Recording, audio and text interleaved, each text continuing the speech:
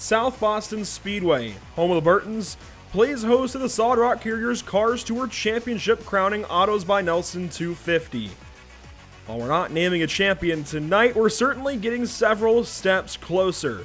This is round 5 of the Cars eSport Tour on Pit Stop TV.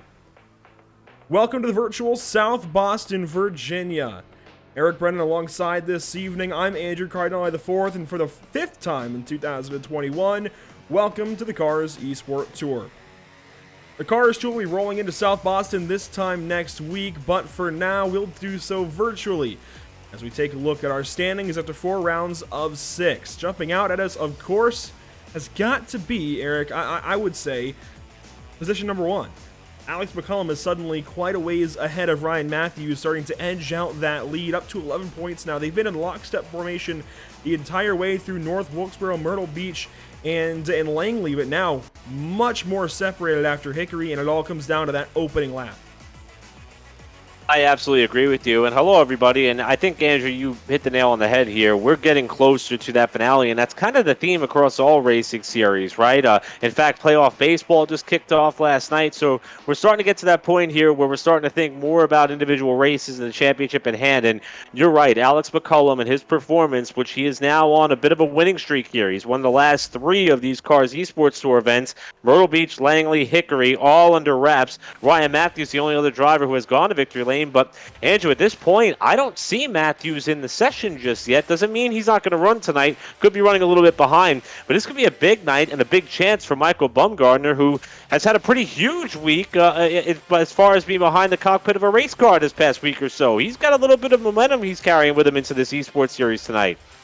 Yeah, Michael Bumgardner is one of the crew guys on Joe Valento's number 17 for DGR, David Gilliland Racing, and was basically given an opportunity, and I'm sure it came with a little bit of preparation and more than just being told, here, go get in a car, but was given an opportunity to make his first Cars Tour start. So he ran with us back at Florence this past weekend.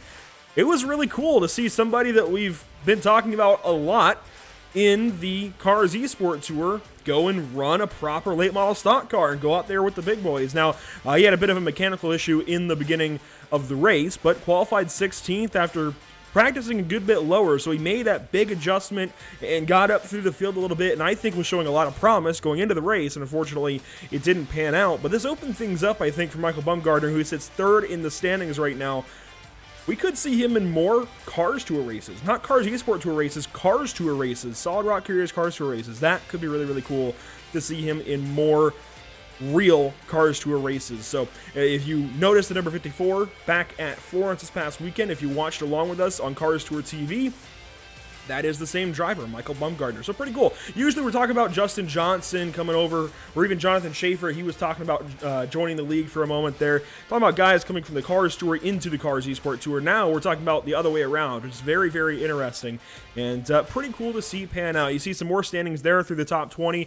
As you kind of touched on there, Eric, some drivers that we've had in attendance previously, not in attendance this evening. And we are getting down right to the nitty-gritty of racing seasons. If you're anywhere below maybe Maine, New Hampshire, some of those guys, they've already wrapped up their seasons, but anything further south, we've still got a good month, maybe even month and a half of good weather to race through. We're getting down to championship time, really crunch time for all kinds of real racing crews.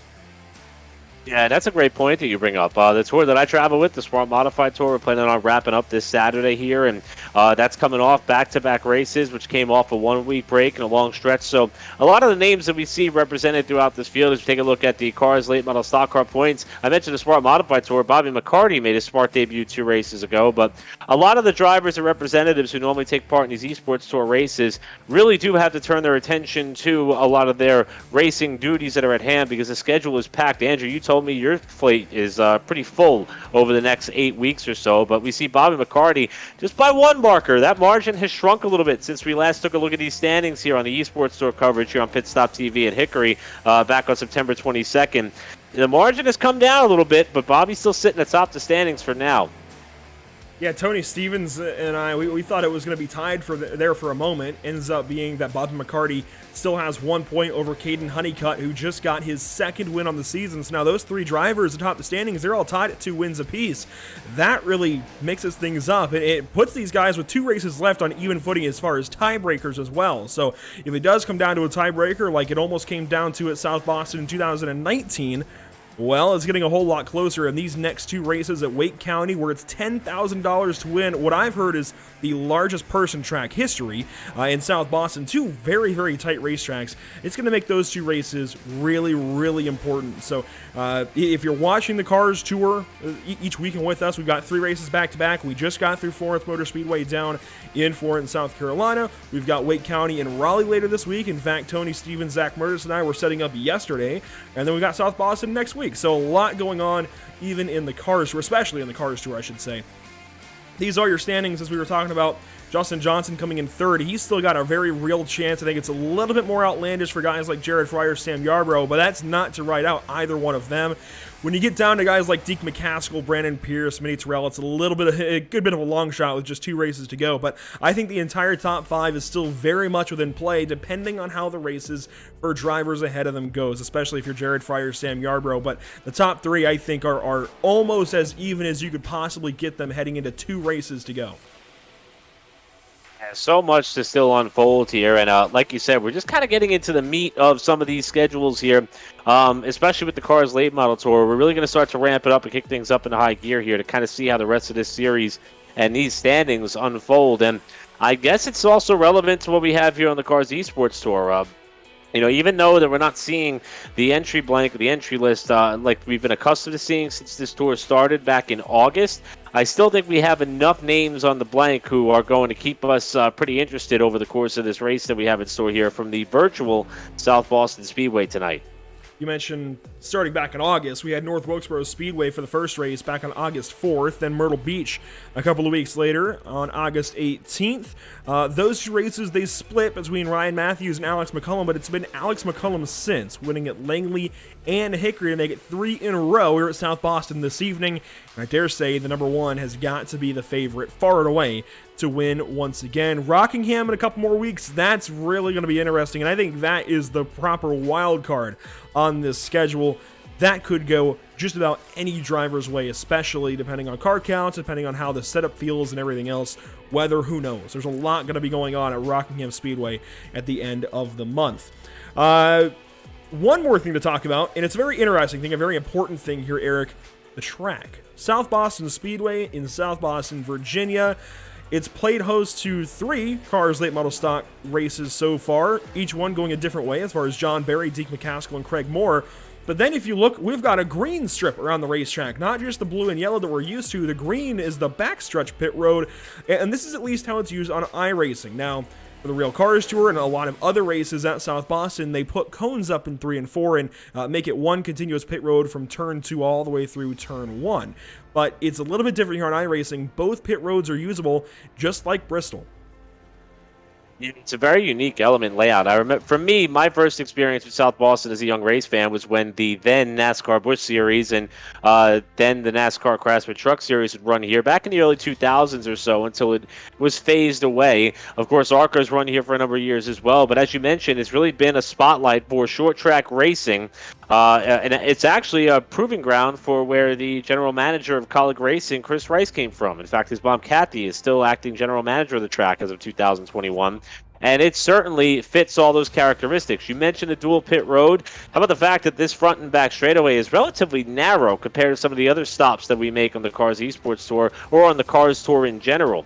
It's something that really could kind of throw you off your game a little bit, especially diving down into turn number 1. You don't have a lot of banking really to catch you there. Only a 2-degree difference between the straightaways and the corners here. So you're not really relying on all that additional grip that you would get from a more steeply banked surface like what we'll see at Rockingham for our finale. but the narrowness, or I should say the construction of the inside pit wall, really does give you a visual that you don't have a lot of room diving off into that corner, and it could kind of make things really interesting when you're trying to figure this place out. So it's a fan favorite of mine. Had the opportunity to be here in April when Ryan Preece won the Sport Modified Tour race back then, and I'm excited to see what we have in store here tonight. I'm really excited to see what the Cars Tour has for us in about 1 week's time when they get to this venue. Yeah, these next two races, as I mentioned, very, very important for the Solid Rock Carriers Cars Tour. Both have a lot of hype around them, and for similar but also kind of different reasons. I mentioned the $10,000 to win big moniker that we've got this weekend for Wake County, and of course the championship being settled for super late models and late model stocks next week at South Boston. Each one has a big draw to it, I feel like, and I think each one is equally important in these next couple of weeks for the Cars Tour. And I'm excited to go to both. And something I was talking to you about a little bit ago is actually the fact that this is the one track, South Boston is the one track where I went to a Cars Tour race before working with the Cars Tour and working with Pit Road TV. Went here, had the privilege of coming to South Boston in late 2019 for the championship race. And I was actually going back and watching through those races earlier on Pit Road TV. I got to tell you, seeing the racing in person was really, really cool, especially at South Boston, somewhere that I had the privilege of, well, racing on iRacing way before I ever moved out to the East Coast.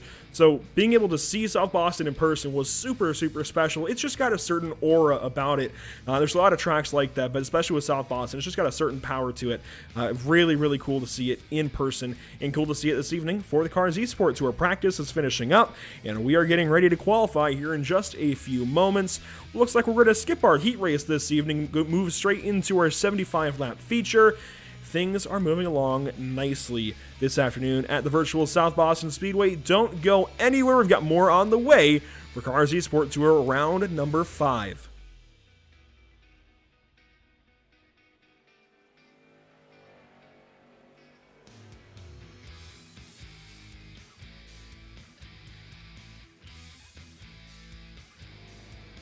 On this edition of Cars Tour Would You Rather, on a cross-country road trip, would you rather drive or be the passenger? Driver. I don't trust anybody else. Probably go with driver. Probably just because I like to be doing something. I know passenger, you kind of just like look at your phone and stuff, but definitely driver. I feel like I like to drive quite a bit. Driver first half, passenger second half. Just because. Probably the passenger. I like doing the navigation, and I'm real good at being a DJ in the car, so that's probably where I would be. Driver. I like to be in control. Definitely driver, because I don't like riding unless I'm sleeping. Driver. I like to be in control of what I'm doing. I'd rather be the driver. I'd rather be the one in control. Definitely the driver. Specifically because I like to be in control of what I'm doing at all times. And mainly, I just don't trust other people driving. The driver, for sure. I'd like to drive. Passenger. I like to ride. I don't know. Sleep, maybe. Who knows? Got to be the driver. I like to be in control.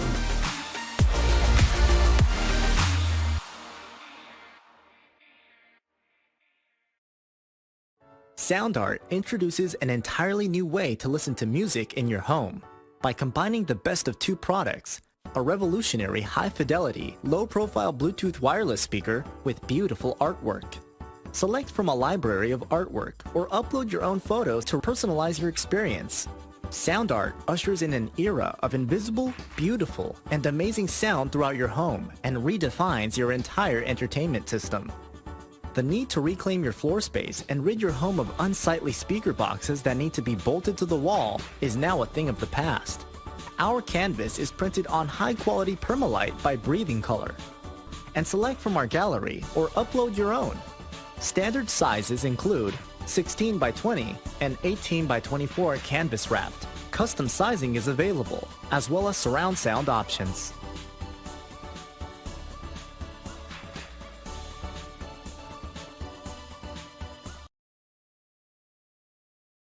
After months of quarantine, we're all interested in how we can become our best self. The team at Permanent Makeup and Cryo is here to help you get the flawless makeup look every day without the extra effort or time.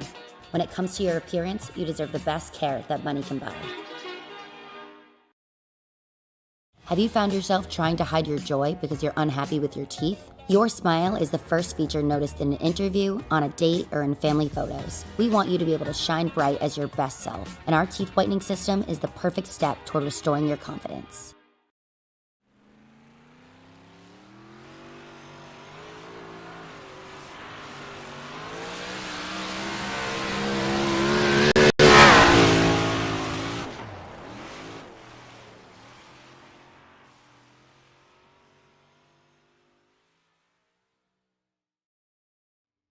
On this edition of Cars Tour Would You Rather, the age-old question, does the toilet paper go over or under? Under. It's a self-explanatory one, I think. Yeah. Over is just easier to get to. If it's on the underside, it's all up against the wall, and it's just weird. The only way for it to be is over. No explanation needed. However, it's sitting on the roll. Be safe. Over, because it looks better that way. Over. I don't know, just I can see it when I reach for it. Oh, definitely over. Just how I grew up with it being that way, I guess. I don't know. Over. That's not even a question. Definitely over. Over. No, it's just, I've always done it like that, I guess. Over. All day. It's got to go over the top. He's out.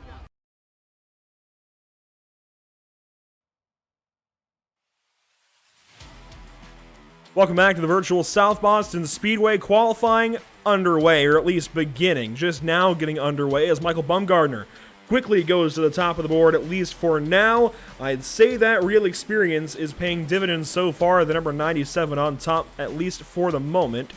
James Fox coming in second, and Joshua Balliet, David Levine, brand new to the series, he goes fourth. Garrett Fox is also on the Speedway. Yeah, but the big thing is we have yet to see a lap turned in by the points leader and three-time consecutive winner of the season in Alex McCullum. And this is a little bit of work that it takes in order to put a little bit of heat in those tires as we're watching these cars exit that pit lane. Over in turn number 2 that Andrew Cardinale IV was talking about earlier.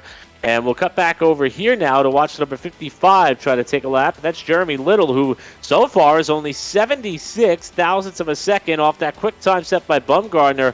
Little's been on a bit of a flyer here early in this session, and we'll see if he's able to improve on that lap time here this time through. Not quite, and he remains second for the time being. Garrett Fox moves up into the top 5.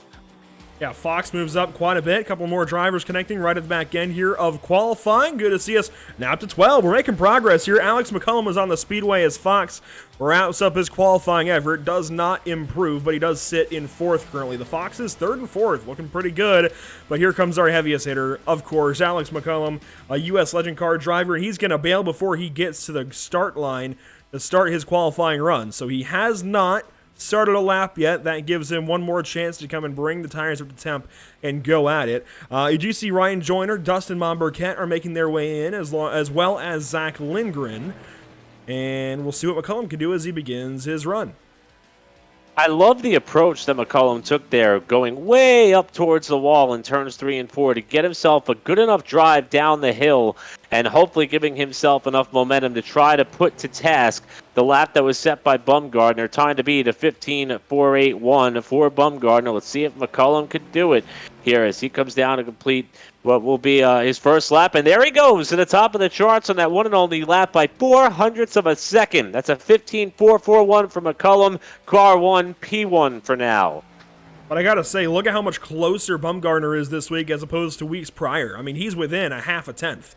That is big for Bumgardner to be that much closer, and he's talked to me personally and publicly as far as interviews, and he's mentioned how close he's felt to Alex McCullum. He's said he's felt like he's been able to bring a little bit of fight to him in previous weeks, so pretty solid qualifying run. We saw Dustin Monburquette lay down a time. He goes 7th quick, right in behind Joshua Balliet and in front of Austin Purnell. So 12 drivers slated to take the green flag this evening. And there are a few new ones. I want to walk you through a couple of these guys. Jeremy Little sitting in third currently. He's brand new to the series. I actually don't know a whole lot about this guy other than he wants to go Cars eSport Tour Racing, and he's got sponsor RS Button Boxes along for the ride. It's good to see more of these guys getting into the series and getting to know the Cars eSport Tour at the very least, and hopefully getting to know the Cars Tour itself here very, very soon. Dustin Marburkett, Austin Purnell, we've seen them before, but David Levine sitting right behind him. David Levine has run many an ARCA race with Richard Petty Motorsports and Lyra Motorsports, and even made a NASCAR Truck Series start, and that's all just to add on to his existing IMSA career. The man has raced a lot in his life, hasn't run Cars Tour, but hey, nothing can be ruled out just yet. And that's one of the things that I absolutely love about this series and what we're able to do here as far as bringing people together in terms of the sport itself, the Cars Tour, and then people who are involved in some of the production elements that are with it. And again, I know we got a light crew here tonight, but I think the competitive nature of this field is speaking for itself, including that of Zachary Mertes, who comes on the racetrack here. And Andrew, I know that you told Zachary's story many a times, but finally starting to reap some of the rewards. Got that big and pretty solid result early on in that chaotic finish we had at Hickory. However, he does not appear to like his qualifying lap. He's going to reset and try again. And Ryan Joyner, we've had a chance to talk to Ryan a couple times over the last few weeks with some solid points. 2 top 5 finishes on the season for Joyner, and he's looking to better that here. He's got the support needed. He's a real racer as well. He says that he's got a short track program, and I believe this is his home track. I'll double check on that one, but you want to talk about someone who might be very confident coming into here? I believe Joyner's going to be high atop that list. Joyner across the line will go up to, where is he? 8th place. Not so bad. A little over 3 tenths, a little under 4 tenths, I suppose, back from our pole sitter currently. Says Carolina, but I wouldn't be surprised if he is a little bit close to South Boston Speedway. There's a lot of ways to get close to Virginia racetracks and still be in North Carolina. You have to go through North Carolina, and then Virginia, and then North Carolina, and then back into Virginia if you want to go to VIR, for example. Mertes goes 4th in qualifying. It looks like Lindgren may not make a time. And you mentioned Zach Mertes. We're adding to his story as the days go by, because last weekend he actually joined the Pit Road TV production crew to work for Cars Tour TV at the Cars Tour race down in Florence. He was one of our utility guys, and we actually used him on the camera a little bit this past weekend. And then, well, he's native to the Wake Forest, Raleigh area. Guess what? He was out there helping us at Wake County setup yesterday, and he was a big part of things as well. He wasn't just carry a few things here and there. He was a serious big help to myself and Tony Stevens getting things set up for the broadcast this weekend. Zach Mertes is properly making himself a jack of all trades in the best of ways. Not only does he drive a legend car in real life, not only is he looking for sponsors for that, but he's out there and, well, if he can't go racing all the time, may as well keep working in the racing industry. He's literally putting elbow grease into the sport. Really, really cool what Zachary Mertes is doing lately.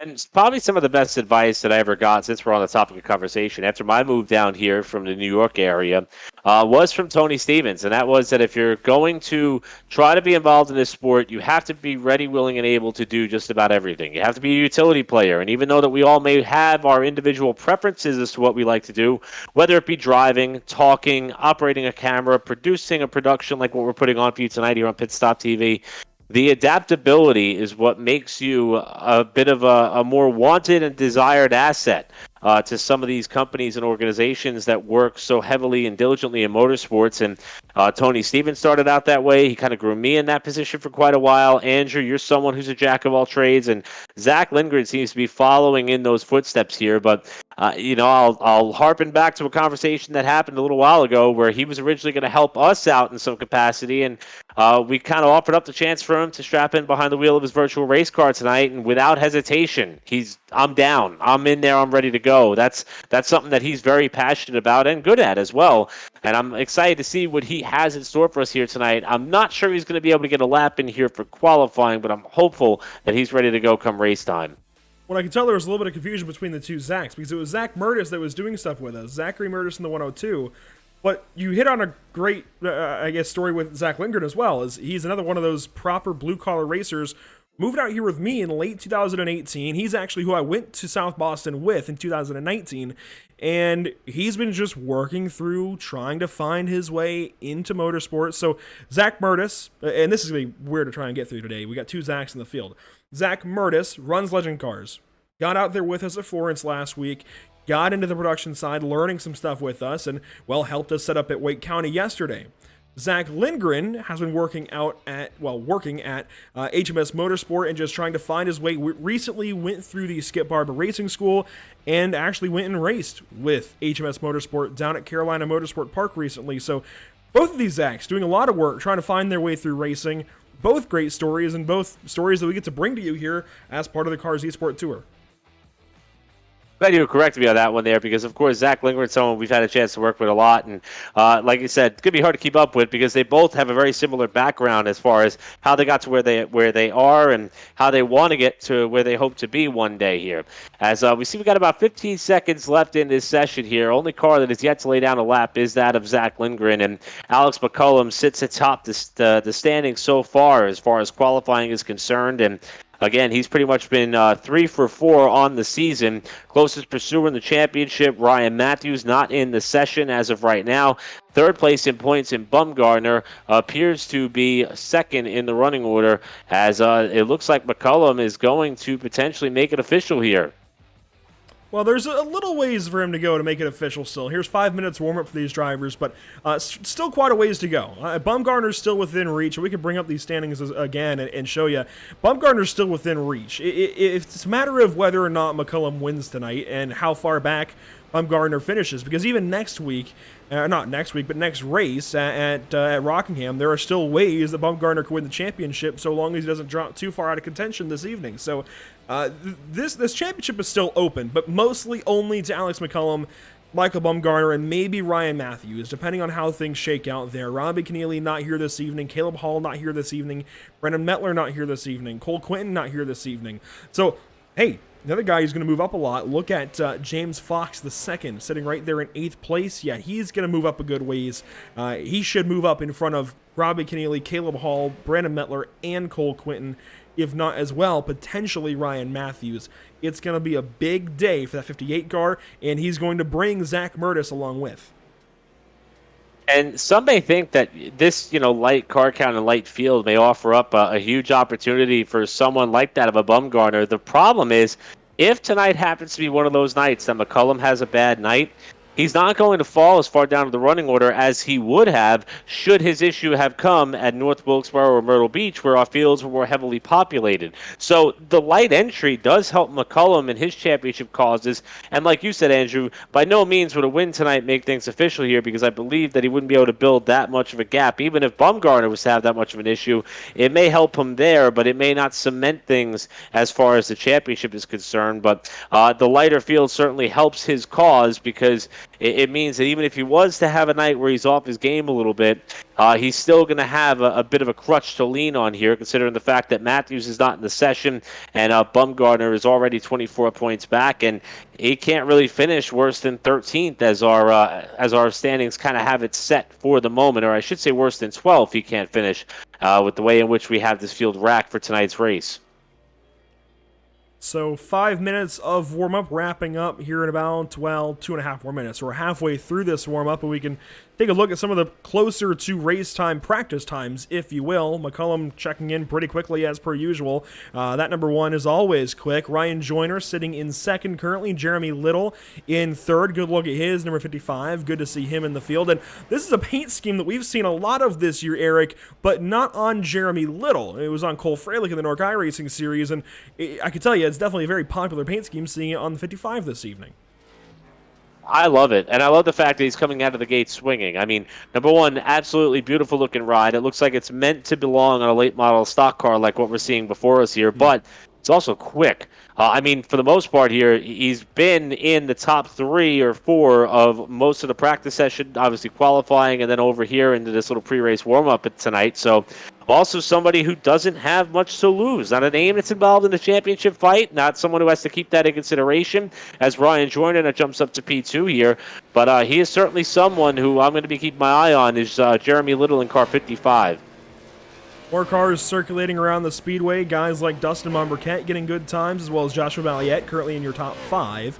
As it looks like Who just went faster? Was it Ryan Joyner? I think it was Ryan Joyner going a little bit faster, and some red popped up on our timing screen. But David Levine has also moved up a position. It looks like he is now into 10th currently in this little practice session. Zach Lindgren. This is a guy, he's playing race control still a little bit. He was playing race control last week. He's been our social media guy a time or two. Now behind the wheel this evening. He is currently 11th in practice. Faster than Garrett Fox for sure, and Garrett Fox has more experience than Zach Lindgren in a late model, so nothing against Garrett Fox, but that's got to feel pretty good for Zach. Now these guys are all within 3/10 currently in practice. This is pretty darn cool to see everybody so close. And that's something that's going to be fun to watch when this race comes down for. We see Austin Purnell momentarily. There's a look at Garrett Fox, who, or actually, I'm sorry, that's not Garrett Fox. That is the number 59 machine, who was driven by James Fox II. Going to be a good night for him. A lot of the competitors he's chasing in the points. In fact, the 5 cars up ahead of him, as Fox is 8th in the standings, not here tonight.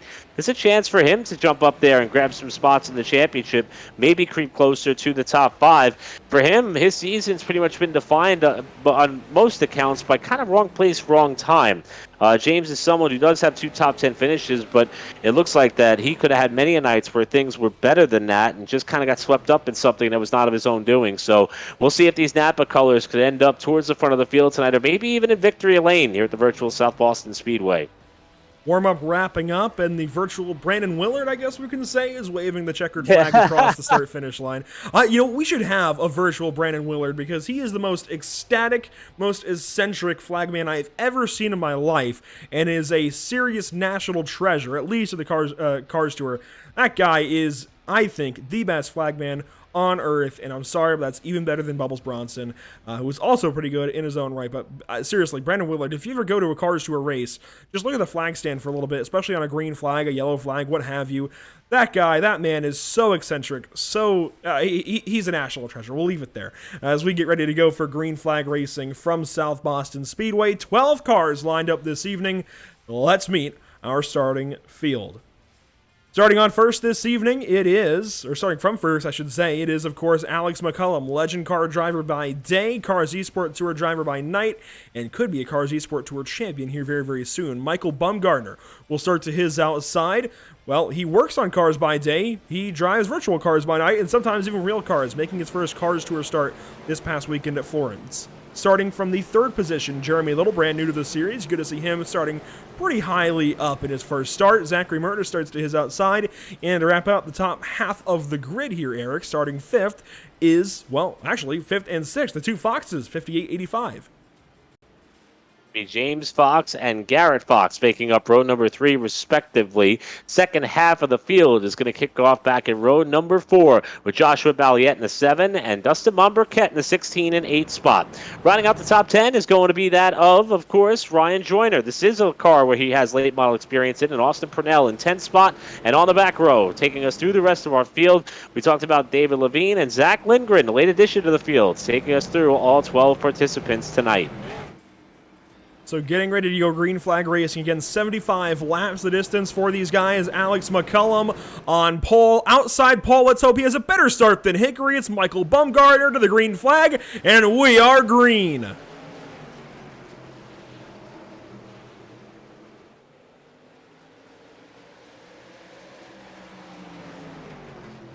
Side by side, going to wrap up lap number 1. Who's going to get it? Bumgardner bobbles a crash behind, and McCullum leads the first lap. Who was slow across the stripe? It looks like Lindgren potentially having a problem. He was at least in last. It looks like, no, Balliette's going to have a problem. He is in 12th position. He must have gone around. Joshua Balliette started smack dab in the middle of the field. The good news is it doesn't appear like there's that much damage to that car, as he was able to keep it rolling here. Which, considering the fact, I mean, we talk about how narrow this racetrack could be, and we already saw there that even though we were less than a lap into this race, we saw drivers utilizing that top lane almost to success, despite Bumgardner's slight bobble off of turn 4. Considering where Balliette started, I'm kind of surprised he was able to get through that virtually unscathed, even though he didn't have a full field of cars bearing down on him. It appears as though his incident was significant enough to slow the field here on lap 1. You see him there on the bottom of row 4, and we'll get a chance to rewind the tape and see what happened to Balliette to bring out the first caution of the race. He had a Bit of a slow start. Joyner got into him a little bit into turn 1. I'd imagine maybe something happening in turn 3. The Foxes made a little bit of contact, and Joyner just dove to the inside of Balliet, and Murtis had to scramble ahead, so that really checked the field up and slowed these guys down. I wonder if we can take a look at what happened to Murtis there on the opening lap. Zachary Murtis there was sideways coming into our frame, and Ryan Joyner, I did in fact go back and review the tape. Even though he is a North Carolina native, he has been racing a late model at the South Boston Speedway, so this should be something comfortable. Whoa. So that was the number 55 kind of sliding up into the side of Murtis. What a save by Murtis there, though. That was a phenomenal job trying to hang on to that after the contact there going through the corner with car number 55 of Jeremy Little. The only other time I've seen a late model that sideways and not crash was Steven Nasty in the Super Race back at Orange County in 2019, and I only recall that because while I wasn't a part of the Cars Tour team yet or anything like that, it was one of the pieces of content that was being shown through South Boston from 2019 that I was watching earlier today. So Tony Stevens, there's a little +1 for you. Green flag once again. We're on to lap 6 at South Boston.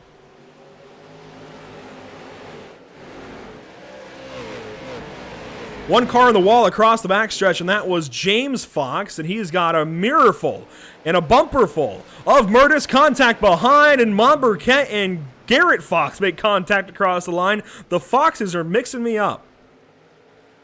Well, that's a mistake I've been making all year long here. Hopefully they get it sorted out for the time being, as Ryan Joyner is going to take advantage of, I believe that's Mont Burkett, who got kicked up to the high lane there and lost a couple of spots. In fact, Mont Burkett's going to stay in line. That was Garrett Fox, who Ryan Joyner was able to get through and by. And Joyner started pretty far back, had a surprise run, I'll call it, in the qualifying session. Did not qualify as high as I thought he may have, considering his at-the-track experience here. But he is someone who has proven on many occasions he can work his way up towards the front. He's got Mont Burkett and Mertez right here side by side just in front of him, with Joyner's bumper starting to make his way into your picture off 4. Side by side across the line, the 16 and 102 cars battling, and here comes Joyner into the fight, going to make things interesting down to turn number 3 this time. And you can see the sun is setting. We are in proper evening here at South Boston this evening. We should get a little bit of nighttime towards the tail end of this race. Murtis is sideways, barely hanging onto that race car, and that's giving a windshield full to Garrett Fox and Joshua Balliet. This is about to get sketchy for these guys. This is some pretty good racing here. And Balliet, remember, he's on the comeback trail. He brought out that one and only caution on lap number 1 after getting tagged through the corner, and is following one of the cars in which he was having some pretty tight racing with. There's about a couple of car lane separation there between that of Balliet and Joyner. The meat and the sandwich is currently Mertez and Garrett Fox, who are side by side. And I talked about the high line being there. Andrew, I may have misspoke here. I'm seeing Mertez really struggle on that top lane there on both ends of the racetrack. Yeah, these guys are, Sorry, had a car blink. That threw me off. That was Garrett Fox with a quick blink. Something I was noticing on the 102 car, and this is a product of not getting a whole lot of practice, is he is just sideways. He's seeming to overdrive the race car a little bit. I was just kind of watching him as we had that bit of moment, just watching from afar. And I got to believe that just not having as much practice time, he got into the session a little bit later. It's starting to pile up here for Zach Murtis, and he is a guy that tends to go kind of all out. Not necessarily 110%, but definitely 95, close to 100. Tends to just drive the car. He's getting a little bit roughed up right now, and certainly with these cars trying to come up and pass him as Balliet and tries to make a move on Fox. I think Murtis is overdriving the car a little bit, and here in a moment, the two Zacks might be side by side as Murtis in the wall again. That time out of turn number 2. Austin Purnell bringing up caboose so far. Lap 17 now underway. David Levine in front of him. Those two top of your screen. We're watching the two Zacks do battle in 9th and 10th, and Garrett Fox is going to have to take some evasive action here soon because Joshua Balliet wants that spot. We saw Balliet take that aggressive dive down in the corner about a lap and a half ago. Gets a little squirrely off the corner. Love the fact that these cars have to fight themselves coming off of corner exit when they get back to the power. And you see Garrett Fox's car get unsettled. Here's Balliet with that peak down to the inside. I talked about the narrow entries into turns 1 and turn 3 here at South Boston. That was a bit of an example there where that wall just kind of sneaks up on you, especially when it changes colors from the white paint down on the inside to more of its natural look on the back straightaway and in turn 3. 3.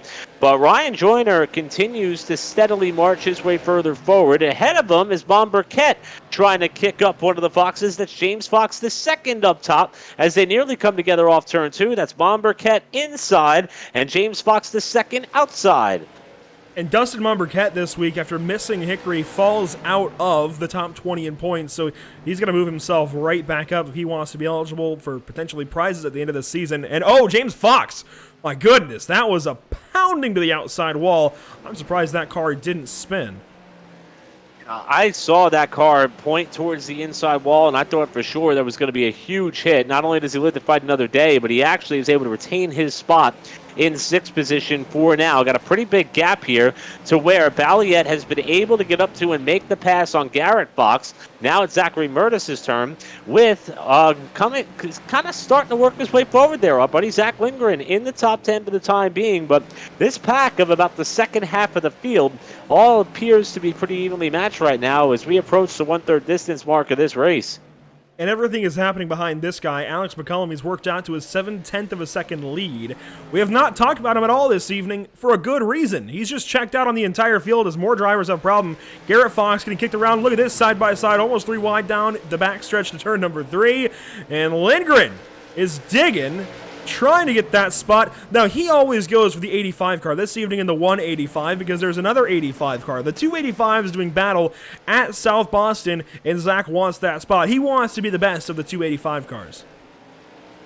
A little bit of a race within a race there that we're having some fun with here, but I will tell you, Lindgren has certainly come in here, and he is being as courteous and respectful as one absolutely could, considering the fact that he has not made a start. A bobble off the corner here by Fox. He's going to slam the door. I should specify there that, of course, is Garrett Fox, who's trying to shut the door on Lindgren, who now looks high as the front end of that Chevy nearly comes right in your living room. And here is Lindgren trying to work the top side here on the exit of the corner. Got a bit of a run. That's about the best we've seen that top side work. Look out. Garrett real loose there in the corner, and he's going to come down. Wow, looks like he's going to pull the plug on his night here. That's unfortunate. You never want to see a driver just tow, but certainly having some struggles and maybe deciding that he's got some better things to do this evening. Austin Purnell. And by the way, I disagree on having better things to do. The Cars eSport Tour is a riot. We've had so many good evenings of racing so far this season. This is the 5th, I guess. But still, 5 really good races so far. This one is adding to it. The 31 car, David Levine. We talked about him earlier, making ARCA starts back in 2012, 2013, 2015. He's run a lot with Richard Petty Motorsports and with Lyra Motorsports. Now, doing some more amateur road stuff on the side. He's kind of moved away from racing full-time anyways. Just got passed up, though, by Austin Purnell. David does not usually run these short-track cars. His bread and butter is road racing. Done a lot of prototypes and sport cars lately on the sim. In fact, took part in Petit Le Mans this past weekend. But, hey, he just wants to go out there and have a good time. He wants a getaway from real life. And isn't that so true of all of us with the sim? We all just want to get away from some real-life stuff and have some fun. It's a perfect reason to show up to a sim race. It's one of the reasons why I truly miss being able to be involved and be on the sim. It's truly meant to be a bit of a distraction, even though we have these competitive elements and a lot of series and organizers obviously take things very seriously. And there's a lot of skill that's involved in being able to be the best of groups like what we have established here tonight, albeit with 12 cars. And this is going to be evidence of that. This is a battle for a podium spot right now. Jeremy Little, Monburkett, who's loose. And how about this from, I believe, the second to last row on the field, right down towards the bottom of the top 10. Ryan Joyner is trying to make that outside line work. I believe some of that real track experience, which he's been able to cash in on, has been good, but he's in the wall. Monburkett upside down. And Joyner's not happy about that one. Monburkett, I'm sure, is a lot less happy, and Monburkett will take the tow and go back to the pit lane. My goodness. As Tony Stevens would say, that was large. Tell you what, man, Ryan Joyner had that top side rolling, and I talked about his experience at this track. In fact, looked up Flying Ryan Joyner Racing earlier as we came on air and talked about some of his late model results that he's been competing in there, and been doing very well in some of the extra distance races. And we mentioned started towards the tail of the field here, working the outside of Monburkett, and I saw that 16 start to wash up. It's going to happen the next time through after he bounced off of the 55 there a little bit off the corner, but Joyner started working this high lane in here just a little bit, and I don't know if Bombercat got loose first. Boy, they almost wrecked there off of turn 2 the first time by. I didn't catch that when we were on board, but Bombercat's going to go way up the track, and boy, they both almost went up on their lids there. And as spectacular as that crash was, as Balliet and Murtis go on by, this sets up for a very different storyline. The first time that we've had this storyline this season, in fact, Eric, just about everybody taking to the pit lane so far today. Austin Brunel, he comes in now. Murtis has been in. These guys all, I'm assuming, taking tires. We've not seen this yet, and these drivers only have one set of tires that they are allowed to take, one set of change tires. But this is a very different storyline for us. One driver stays out under this caution period. It's this guy, James Fox II, going to take over the race lead, it looks like. Somehow in all of this, through the pit stop, David Levine, Zach Lindgren, and Ryan Joyner, they end up one lap down, and they will not be getting that lap back either because they went one lap down under the yellow flag. So I wonder, Levine's car looks a lot more torn up than I initially remembered. I wonder if they had more contact or what have you, but they will sort to the back end of the field. And that puts James Fox in control of this race on old tires. Murtis now in second on the outside on new tires. Who knows how many new tires he took, though? If it was 2 or 4, I'd imagine to get back on the racetrack quickly it had to be 2, and we'll find out, I'm sure, as we go back green flag racing. Lap 40 coming at you as we eclipse halfway. We're back green from Sobo.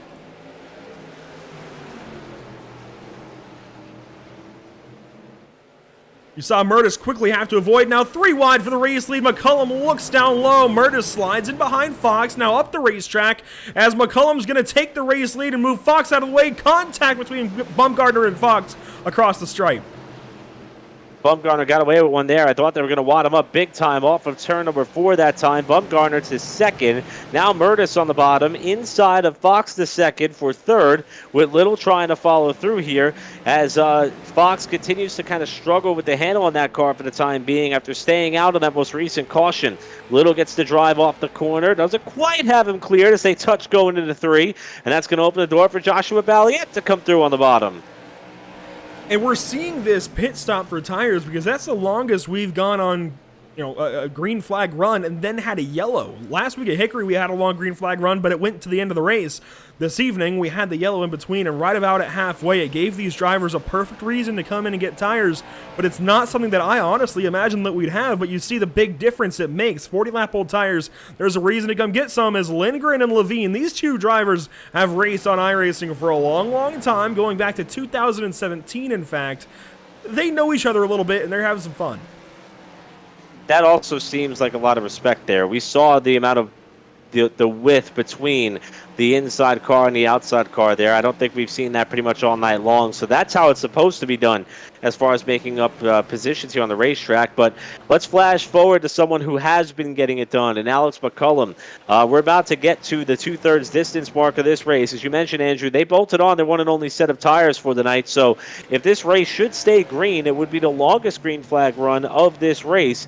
By any stretch of the imagination, and Bumgarner is slowly starting to try to chisel into that advantage for the time being, under a half second. I see Bumgarner kind of gain that time getting into the corner. McCullum seems to pull him up off the corner. If you're Bumgarner here, you got to start trying a couple of different things if you want a shot at being a Cars eSports Tour winner in 2021.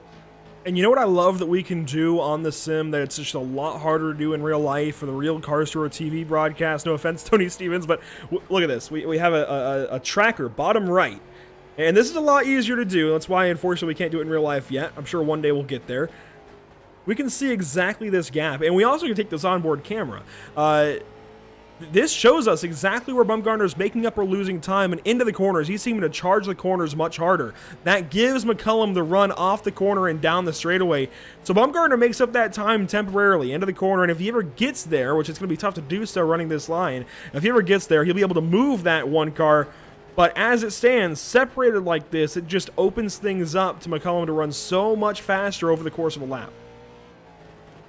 And I think that's also something that's probably going to burp that right front tire a little bit more than what McCullum will be doing with the line that he is partaking in. And we've actually already seen a lot of attrition take place in this race. We saw Garrett Fox pull off earlier on, Dustin Monberquette after the flyer, Ryan Joyner after his involvement in the crash, and then, as you mentioned on the last yellow, David Levine and Zach Lindgren 1 lap down.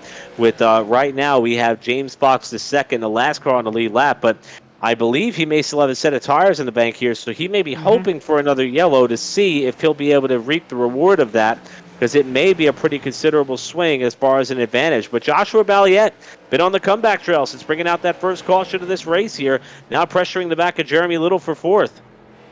Yeah, if James Fox catches a yellow, boy, he's in the catbird seat. But right now, these two drivers battling for the back end of the top 5. In fact, they're both inside the top 5, but trying to figure out who goes the back end position and who moves up into 4th. So 4th and 5th up for grabs between these two drivers, and just behind Zachary Murtis as well. So Murtis, Little, and Balliet in a line, 3rd, 4th, and 5th. The battle mostly between 4th and 5th. Purnell sits behind these drivers, and Purnell's been very quiet. Missed a race or two, very quiet this evening, and as we get inside of 20 laps to go, just sitting back there in 6th spot, looking pretty good, keeping the car clean. That's what you've got to do at a place like South Boston. Keep the car clean, and you should finish in a pretty decent position. We mentioned Fox and how a caution could go his way. Well, he's in 7th. He's about a half a lap now behind our race leader, Alex McCullum, so that caution's going to have to come a lot sooner than later. Yeah, unfortunately for him, time is starting to run out here. We're closing in on the final 15 laps of this race, and James Fox is really hoping for a caution. And even though he's got some damage there to the right front of the car, you see that, and that was from some outside retaining wall contact that he had earlier on in the night, but that tire swing would be huge for him and would provide him an opportunity here to maybe tip the scale a little bit more in his favor to try to continue a strong run. He gained 3 spots in the standings following our last race out at Hickory, and he's trying to climb even further up the running order, and he was leading this race at one point before getting shuffled out on the last restart. But I agree with you, Andrew. I think we're starting to get to the point that even if a yellow did come out, he wouldn't have the time he needed to get back up towards the front of the field. Well, it depends on what tires these guys took. If they still have 2 in the bank, even if they're left sides, go ahead, go get them. See what it does. See if it frees your car up and loses fast. So see if you can go get something in the pit lane. That could put him on even enough footing to go in there and get tires, come out with those guys, and potentially maybe move through the field a little bit. Who knows? We'll see what happens if we even get a yellow. And with 15 laps to go, now 14 laps to go across the line, that window is quickly closing. McCullum's still leading. Bumgarner in the background. It's going to take a lot for that 97 car to win.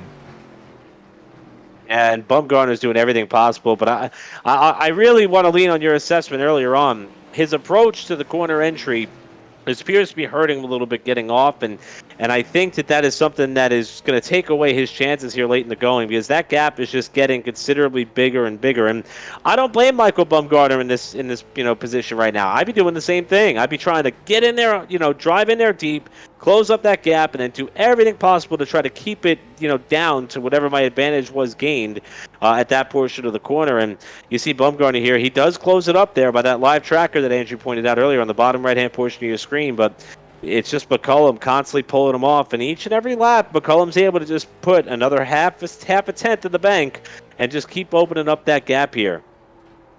Yeah, it's technically quite a bit faster to take a later entry, if you will, a slower entry, and drive out of the corner much harder and use that straightaway speed. But when you're chasing somebody, especially somebody like Alex McCullum, it's really hard to pace yourself and make yourself do that.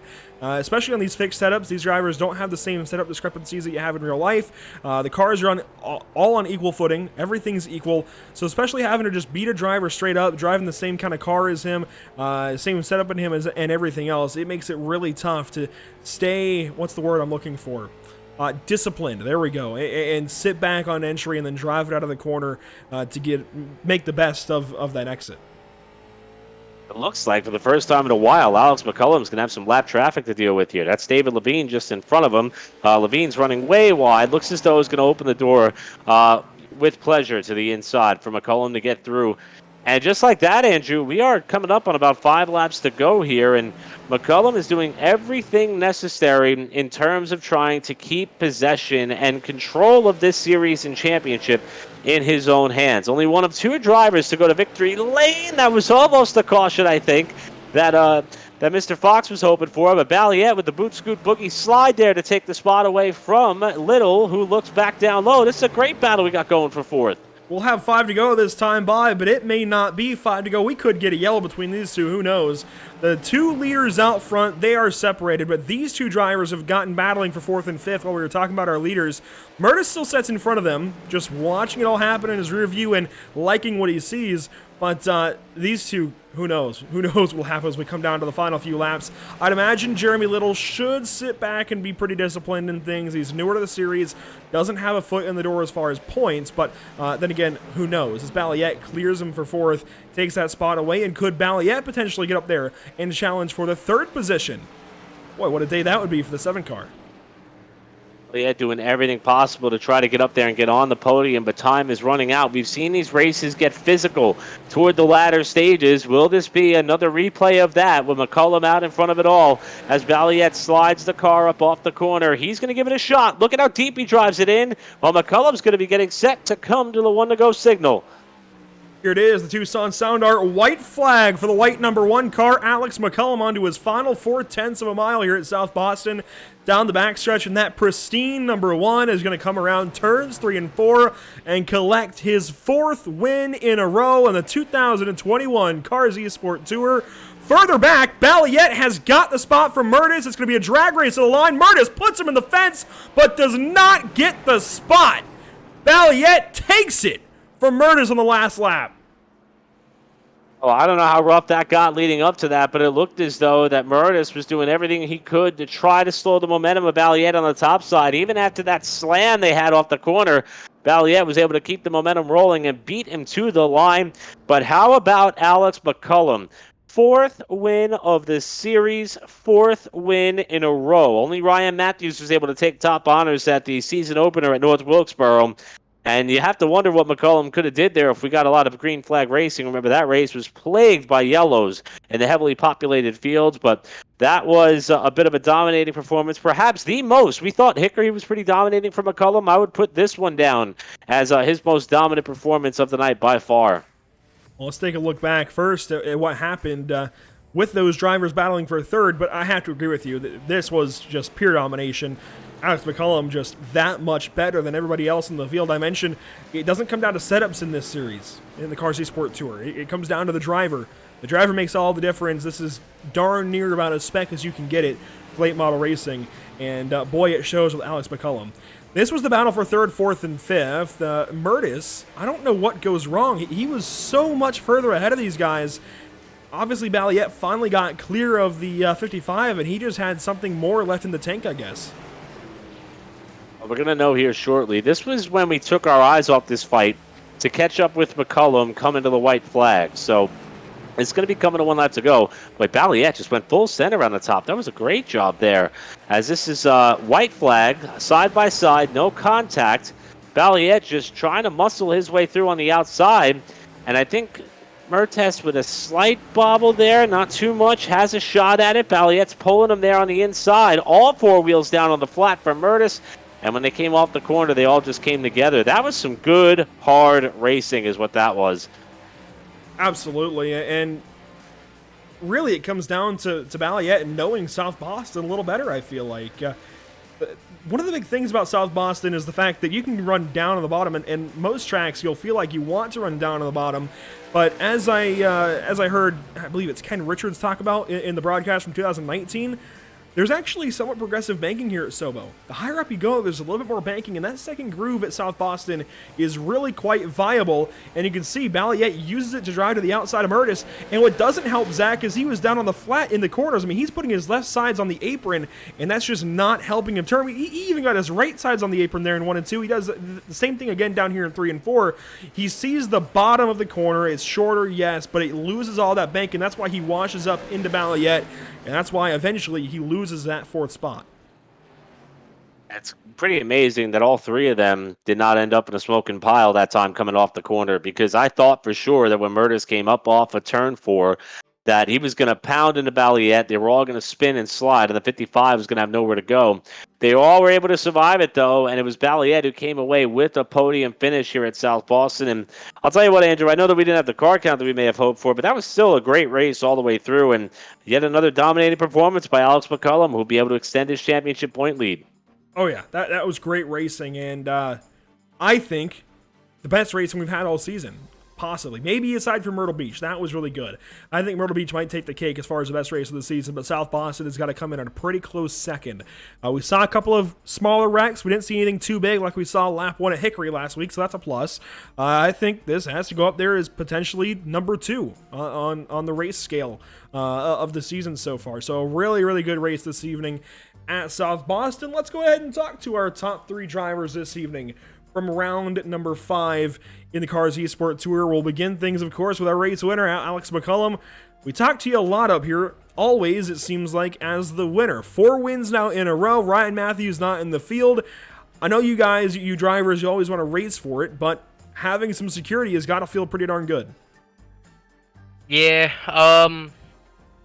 thinks that Ryan couldn't make it, but I think tonight, locked it up. Have to get a good finish at Rockingham, I think, to secure it, but gotta thank you guys for putting this on. It was a pretty good, clean race. I wasn't a fan of the setups, it was a little too tight for me, but it was pretty stable. Not a fan of tight setups, but sometimes you have to adapt to setups that you're not used to, so kind of made it a struggle for me tonight, but was able to get it done. Yeah, no, iRacing actually had one of their patches yesterday morning, and that changed some things up. In fact, in the patch notes was updates to the iRacing setups for these cars, and since we run fixed setups, how big of an adjustment is that to you, somebody who runs a lot of open setup races, a lot of prestigious leagues here on the iRacing.com sim? Yeah, running the fixed setup, I know iRacing makes them pretty tight, but the stuff with the open setup is you can make them to more of your liking, more driving styles. So, I mean, I like fixed setups, makes everything pretty equal, but I also like the open stuff. So, I'm not usually too picky, but gotta thank you guys for doing this. Fair enough. Alex McCullum, one more thing I gotta ask you, buddy. Legend Car Nationals this week at Dominion Raceway. Are you gonna be there? I mean, I know that's kind of your thing this summer. Yeah, I'll be there, but I won't be racing, unfortunately. But I'll be there working, so I'll still be there, but unfortunately, I won't be racing. Well, hey, fair enough. If maybe you get a chance to run down to Wake County Speedway, we'll have a pretty solid event there for the Cars Tour. 10,000 to win. Maybe we can get you in a late model one of these days. I'd like to see what you can do out there. But, buddy, who do you have to thank this evening? Who makes it happen for you? I just got to thank SPM Motorsports. All they do, their open stuff's killer, but I just got to thank you guys for doing this. It's been a blast this season. Very fortunate for you guys to do this for guys that can't afford to run real-life fleet models. The race with some of the Cars Tour guys on here is pretty.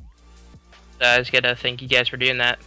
Yeah, and hey, now you've beat somebody, well, and not just somebody, but I guess 2 somebodies. We've raced head-to-head with somebody who just made his first Cars Tour start this past weekend. Michael Bumgarner got out there in a DGR car, so that was pretty darn cool, and obviously Justin Johnson's been in the field before, so that's got to feel pretty good, and again, hopefully we see you in a late model here very, very soon. I would like to see you join Michael Bumgarner as far as making his, and I guess would be your first start. Yeah, that would be pretty cool. It's definitely the plans, but fortunately, the funding that's kind of hurting it. But hoping in the next few years I can get my hands onto a late model. Well, buddy, only time will tell, and I'm certainly hopeful to see it, buddy. Have a great night. Congratulations on a 4th win in the row, and we'll see how things go at Rockingham in a few more weeks. Thank you. Alex McCullum winning this evening at South Boston Speedway, a fantastic little short track, and he mastered it this evening, leading 72 of 75 laps to do it. Michael Bumgarner comes in second. Eric, you're along with him. I'm really looking forward to talking to this driver who's been on a bit of a roll lately, Michael Bumgarner. And Michael, I know you came up 1 spot short of the ultimate objective, but coming off the high of your week, Andrew Cardinale IV has alluded to it multiple times. You're the highest finishing driver from the Cars Tour. That's got to mean something for you, considering that's a badge of honor you were just able to put on after this past weekend. Man, how are you feeling right now after that big breakout debut last week, plus the runner-up finish here tonight? Are you satisfied with the result, or do you wish you got a little bit more? Well, obviously, just one spot short. You always wanted that, just one more spot. But it's been a pretty surreal, I guess, week and a half. That deal kind of came together in the middle of the week, and also kind of caught me off guard. But I was super grateful that DGR was able to give me that opportunity to kind of get out there and get some experience and help me get my name out there. And obviously, the Cars eSport store has done that too as well. So it's been pretty surreal to say the least. It's so deserving. I mean, we talk about some of the competitors here. You came into the night top 3 in points. I'll have to crunch some numbers here to see if you're going to move up to second. Looks highly likely with your result here tonight. But for this tour in particular, I know we only have one race left, and Alex seems to be like the driver to beat. With Rockingham, all that separates between us and the end of the season, is your objective simply to try to go out there and win that race in order to put an end to your Cars Esports Tour season, or are you thinking big picture perhaps? Nah, the way the points is McCollum's pretty much dominated, and props to him. He's had a stellar season. We've the beginning of the season we had some good runs. It just those 7th place at Myrtle Beach and then obviously the 5th place at Langley. We just didn't have the runs we needed to be. I felt like we needed to be 2nd and 3rd or to be right there with them towards the end of the season. So I guess I'm just gonna go out there and try to win the last race. Hopefully we can put a stop to his reign of terror on the car stores. Well, now, switching back over to the late model stuff, I will ask, I know that the car store is about to ramp up in a pretty high gear here. Your duties obviously stretch across multiple platforms, the race team. What does your schedule look like in the weeks upcoming? We're not going to talk till our finale for a few weeks on the esports side of things, so what do you have in store for you as far as your racing schedule over the next month? Well, actually, I'm looking to make my local debut at Hickory Motor Speedway for the Fall Brawl here soon. Not in a DGR car, that is, in my personal car. So we're looking to make the limited late model debut for that. So it's pretty exciting too. I'm ready to get out there and hopefully make more than one lap. I gotta say, I love the fact that the talk of esports racing has been lowering that barrier to entry, and I'm happy to see that there are legitimate examples within an arm's length of us who cover these races and who also travel to the racetrack. And Michael Bumgarner, you're doing a great job proving that good things do in fact happen to good, hardworking people, and we're proud of you. No matter what no matter how the results fare at the racetrack, the fact that you're there and you're doing everything it takes to be there and backing it up with success on the esports platform, it's great to see, bud. We're proud of you, and congratulations on a runner-up finish here tonight, and congratulations for everything you've got going on in the bigger scheme of things. All right, thank you. Really appreciate it. And again, that's Michael Bumgarner, our runner-up here tonight. I've been looking at that fall brawl race. I might have to make it out there for that one here to, not to be biased, but to see how Michael performs. I was about to say cheer Michael on, but nevertheless, maybe doing that anyway here, as he's certainly someone who has earned his keep as far as earning opportunities. And speaking of someone who earned opportunities, how about the driver who earned the opportunity to get on the podium in the final 2 laps? That's Joshua Balliet, who was standing alongside with Andrew Cardinale IV. And it was a hard-fought battle for 3rd. First, it was a hard-fought battle back there around 6th, 7th, then for 5th, then eventually for 4th. You got by Jeremy Little for 4th, Joshua. And then what was the battle there for 3rd? I mean, it looked like you just had better tires there at the end. Did you take 4? Did he take 2? What happened there? Well, he ended up taking 2 because he missed his box. I took 4 and ended up coming out behind him when I was ahead of him at the start of the race. But it was more so he just stopped on the inside and was like parking to hold the inside. I guess he didn't think the outside was actually like viable or to like pass, but you can see like with 3 to go. I hope you saw anyway. With 3 to go, he like stopped in the middle of 3 and 4 on the inside, and I just kind of shot around the outside. And once I got to the outside of him, it's kind of easy to get the job done after that. But it was a really good battle with the 55 and the 102 it feels like we battled for the second half of the whole race. Yeah, we noticed that it was a pretty long battle with you in the 55 car once we went back green flag racing. And then eventually you finally got by Jeremy, and it was just setting up the 102 car, setting up Zachary Murtis. And now he is a legend car driver. He's somebody that maybe is a little more used to just taking the shorter line around a racetrack. but you clearly were a little more open to seeing that the top side was viable. And is that something you pick up more in iRacing maybe than you would expect in a real car? I know you haven't driven a real car, but I guess when was the moment that something just clicked for you as far as going to the top side and using it to get around Zachary Murtis here at South Boston? It's really just doing like a lot of races here at South Boston and iRacing. I've done tour mods and super late models here a bunch. I haven't really done a normal late model race here on iRacing, but on all the other series, you can just really send it around the outside, and if you're confident enough, you can make it work as long as the person on the inside gives room on the exit.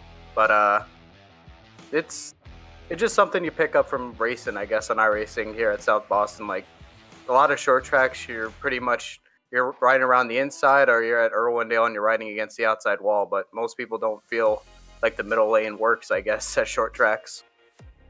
Well, you used it to perfection this evening. I know you had to fight kind of get to the bottom side of the 55 car, but using the top around the 102 certainly paid dividends. Who makes it happen for you, and how much are you looking forward to Rockingham in a couple more weeks? I'd like to thank my sponsor that's been sponsoring me all of this season, EWRL. It's a league that I run. It runs on Saturdays. Right now the league is closed for people to register into it, but in about probably 5 weeks here, you can join into that league, and thank Emerson Arden for the sponsorship. And for Rockingham, I don't know. I haven't really done Rockingham, so we'll see when we get to practice, I guess. Hey, fair enough. Can't wait to see how Rockingham goes in a couple more weeks. Now, I do also have to ask, I know you're kind of in with the Outlaw Sim Series guys, and this race ended a lot earlier this evening. Are you still going to go make your start at Charlotte here in a minute on the Pit Stop TV stream? I'll probably be heading over there, but I've been taking more of an officiating role there, so if I still have time, I'll probably be heading over there, yep. Hey, fair enough. Kind of put him on spot there, but hey, buddy, thank you so much for your time, Joshua, and I can't wait to see how you do at Rockingham in a couple more weeks. Yep, thank you. Joshua Maliette, or as most people call him, Malenko, finishing up this evening in that third spot. A pretty solid day for the number 7. And I'll talk more about the Outlaw Sim Series here in a moment, but results this evening from South Boston, Eric, they look a bit like this. Alex McCullum on top once again, no surprise there. Bumgardner finishes second, not really a surprise there. Then Joshua Maliette, a really solid day, finishing third this evening, just over Zachary Murtis in a really, really exciting battle. That was an incredible charge out of the finish. Unfortunately, that means that Murtis has to settle for that 4th place finish, but hats off to him as well for coming out and giving you guys a hand as far as setting up for one of the next broadcasts with the Cars Tour TV production and program. And as you mentioned, Jeremy Little with that 5th place finish. Austin Purnell was 6th, James Fox the 2nd, 7th. Zach Lindgren, despite not making it in here for practice, I believe he made the 5-minute warm-up, but that was about it. Found out he was going to run this race probably about 10 minutes before it got off the ground. 8th place finish there, David Levine, after coming in with his illustrious racing resume with a 9th place run. And Ryan Joyner, who when I handicapped the field, I really thought he was going to be one of the favorites. Unfortunately, wrong place, wrong time. Got swept up in the crash with Dustin Monburquette. Ends up in 10th spot. Speaking of Dustin Monburquette, after the flip on the front straightaway, 11th. And Garrett Fox, who had a semi-slide in 3 and 4 and then pulled the plug on everything and called it a night, and rounds out our 12-car field. And that caution that came out just 7 laps after Garrett Fox disconnected, that's exactly why as a driver you always stay to see a race through to its end. Could have made up 2 or 3 more spots, and possibly even more the way the race went with the pit stop for David Levine and Zach Lindgren losing a lap there on their stop. So that is why as a driver, if you're ever curious, you always stay through until the bitter end. You always see to the end of the race. You never know when, at least in the sim, you're going to gain spots, and you always want to gain those points. 12 cars did it for us this evening. It was a really, really solid race, really exciting, and gave us a moment to focus on those drivers. I think it was overall another success, another great race for us, and another big building step to work towards Rockingham with. Yeah, I agree, and there's a lot of subplots that we were able to take out of this race here, and the one thing that I want to mention here before I forget and before I lose the visual opportunity and optic to, hats off to everybody at Pit Stop TV. If you didn't notice the ticker on the top left-hand portion of our screen with the TV logo in the color pink, as we all know, October is Breast Cancer Awareness Month, so that's one small way that we're able to contribute to that cause in terms of raising awareness. So Andrew, thank you and everyone who made that possible. It's a huge honor to be able to work with people who are that aware of what is going on in the world around us. But the additional storylines that you highlighted, one of which that I flubbed earlier in the race, mixing up my Zachs. Zachary Murtis and his additional involvement in the sport. Of course, Zach Lindgren, someone else who's been incredibly involved. The opportunity that Michael Bumgardner received this past weekend, and it sounds like he's got more on the line. And it just gives hope, and I hope, if anything, I really am hopeful that it drives a little bit more optimism and hope to someone like an Alex McCullum, who has done everything right. I know Todd, his father, from racing up in Wall Stadium Speedway, New Jersey. They're a great racing family. They're a great group of people, and Alex has proven time and time again, whether it be in the legend car or on the sim, that he has the talent that it takes. And listening to his post-race interviews these last 4 races, he seems humbled just at the opportunity to be able to compete with a tour that is branded with the car's logo against some of the drivers who are competing in those races with people who make those race broadcasts possible. That is the kid who really deserves a legitimate opportunity. And Alex, I promise you it's coming one day, bud. Yeah, as I mentioned, I would really like to see Alex get in a late model stock car here soon, or a super late model, whatever works for him.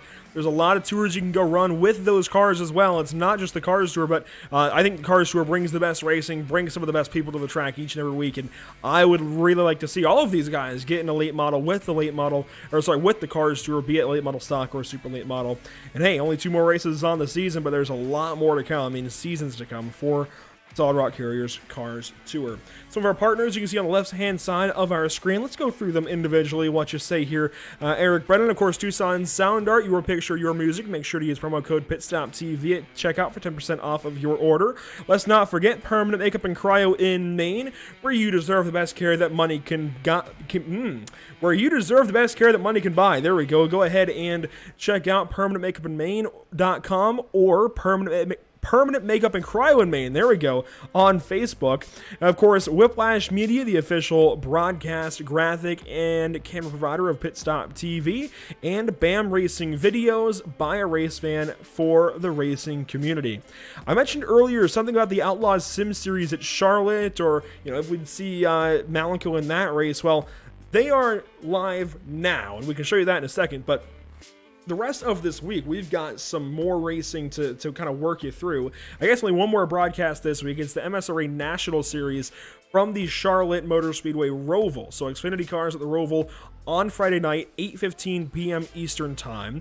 Then next week, we get our lone Wednesday broadcast by virtue of the Outlaws Sim Series at the Worldwide Technology Raceway at Gateway.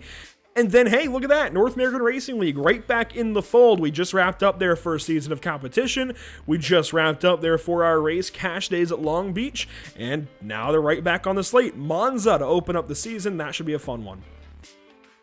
Yeah, a lot of things to look forward to here on the platform, of course, and I love the fact that everything is so diversified, whether it be the Outlaw Sim Series and the truck races they've been putting on, the North American Series with their GT cars, and of course these cars late model stocks. The parity that we have had here on Pit Stop TV platform is what makes our job so much fun in terms of showing up, having a good time, throwing a broadcast together, and really being able to pass the time until our next racing venture. And Andrew, I know the schedule looks a little bit light, but that's because, pretty much everyone's schedule as far as getting to an actual racetrack on the weekend is getting pretty jam-packed in these parts of the world. And I do want to go back and correct myself on one thought. I said Todd McCullum was Alex's father. That's actually his uncle. Of course, Paul McCullum is Alex's father. So all of them up from the New Jersey area. Just misspoke on that one. And hey, this is like watching, what is that program on ESPN, Around the Horn? We have an errors and omissions section at the end, so I want to get that in before we log off here. Plus, we got another race to go watch, that Outlaw Sim Series, and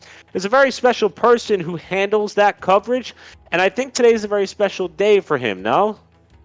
Yeah, I was going to go ahead and bring it up in a moment, but it is Emerson Arden's birthday, and while I have the opportunity to do so, this is something I've not done before, but we're going to go ahead, and if I can do this properly, this is going to be a bit of an interesting thing to go ahead and do.